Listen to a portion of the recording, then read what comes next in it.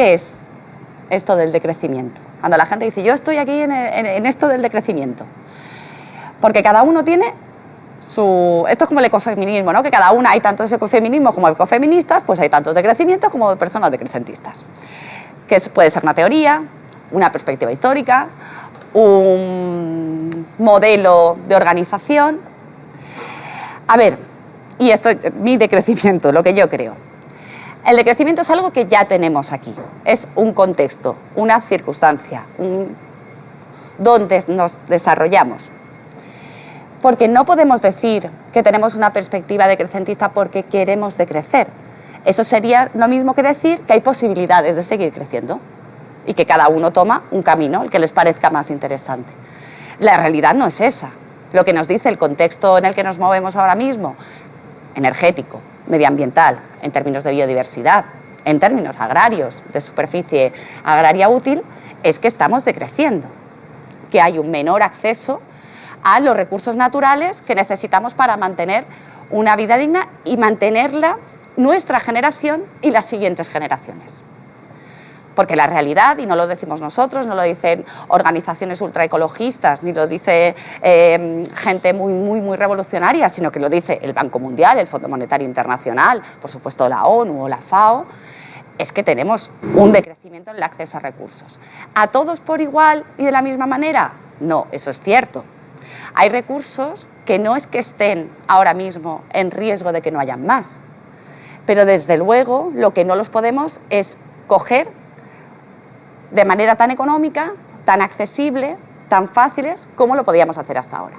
Que eso es básicamente lo que significa el peak oil o el peak oil, porque ya se utiliza para todos los materiales, ¿no? Porque la crisis ya no es solo del carbono, no es solo del petróleo, sino que se han dado cuenta que esa curva en la que estamos llegando al máximo de extracción, repito, barata, accesible, fácil, esto es algo donde ya estamos o estamos muy cerca. Esto ocurre para el carbón, ocurre para el petróleo, ocurre para el gas natural y ocurre para toda una serie de minerales.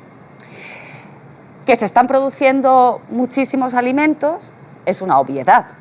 El problema no es solo que falten recursos alimentarios para abastecer a la población. El problema es todo lo que ha implicado esta forma de producir y cómo eso ha implicado, entre otras muchas cosas, una falta de acceso. El cambio climático no es exactamente este problema de falta de acceso a los recursos, pero desde luego no ha venido nada bien.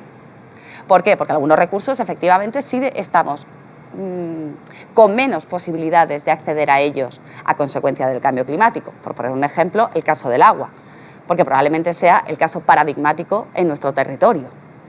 El cambio climático, las olas de calor extremas, con la mayor evapotranspiración, aparte le sumamos una pésima planificación urbanística, lo que haya determinado que no se recargan los acuíferos, todo esto ha llevado a que hay un menor acceso a un recurso fundamental que es el recurso agua.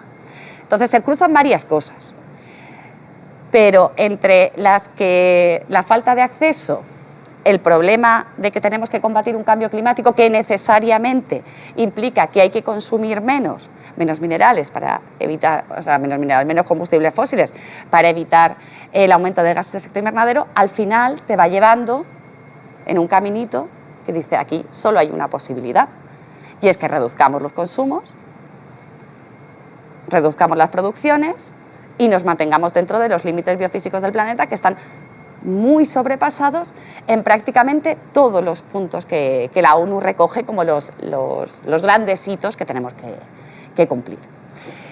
Entonces, claro, dices, bueno, pues esto ya no es una teoría. Y estás un poco pasando lo que dijeron los primeros decrecentistas, podríamos decir, Hannah Arendt o Illich, Georgescu, Roegen, que nunca digo bien el apellido y ya me disculparéis, que ya empezaban a plantear eso.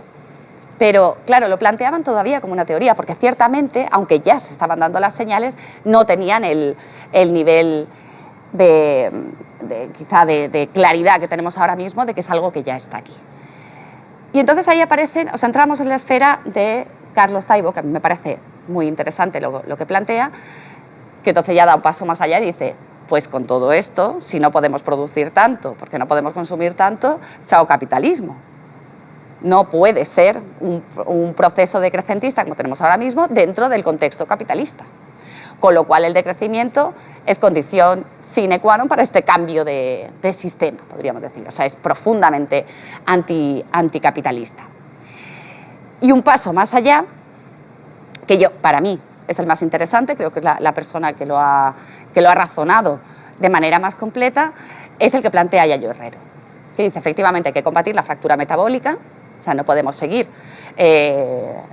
viviendo por encima de los límites biofísicos del planeta, pero ojo, y recogiendo la teoría Donut, ojo, lo que sí tenemos que garantizar es cómo resolvemos también la fractura social y redistribuimos y garantizamos que no se quede nadie atrás.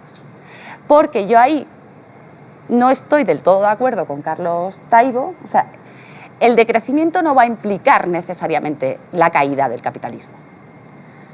Porque de hecho yo creo que el capitalismo ahora mismo estamos ya decreciendo y lo que está buscando es una salida violenta, extractivista, neocolonizadora, para hacer un decrecimiento que le encaje en su modelo. O sea, un decrecimiento en el que decrezca todos los demás, excepto ellos. Y de hecho es lo que está ocurriendo ahora mismo. Porque yo creo que la primera alerta que le saltó a todo el mundo, bueno, antes había estado la alimentación en mercados de futuros, fue cuando empieza la noticia, ¿no? Sale a bolsa el agua. Y dices, el capitalismo tiene claro que estamos decreciendo. Lo que está buscando es una salida en la que se puedan mantener durante el máximo tiempo posible sus condiciones, su acceso a beneficios. Lo estamos viendo con la energía, en realidad. El problema que tenemos, aparte del de la guerra, aparte de todos los problemas coyunturales, hay un problema estructural de acceso a energía barata y accesible. Y eso no está representando en absoluto que se están cayendo las grandes empresas energéticas. De hecho, están teniendo más beneficios que nunca. Con lo cual, no creo que sea algo así. Estoy más con Yayo. La cuestión es qué decrecimiento planteamos. Creo que esa es la pregunta. No es si queremos o no queremos decrecer, si el decrecimiento traerá necesariamente aparejado la caída del capitalismo, sino estamos en un contexto de decrecimiento, ¿quién lo va a gestionar? ¿Quién va a decrecer? ¿Cómo vamos a decrecer? ¿Cuánto vamos a decrecer? ¿Y quién va a tomar las decisiones? Creo que esta es como es prácticamente lo que plantea Yayo Herrero, ¿no? Ese decrecimiento que se tiene que dar entre el no sobrepaso los límites del planeta, pero tampoco sobrepaso unos límites de base social necesaria e imprescindible para garantizar una vida digna a todo el mundo.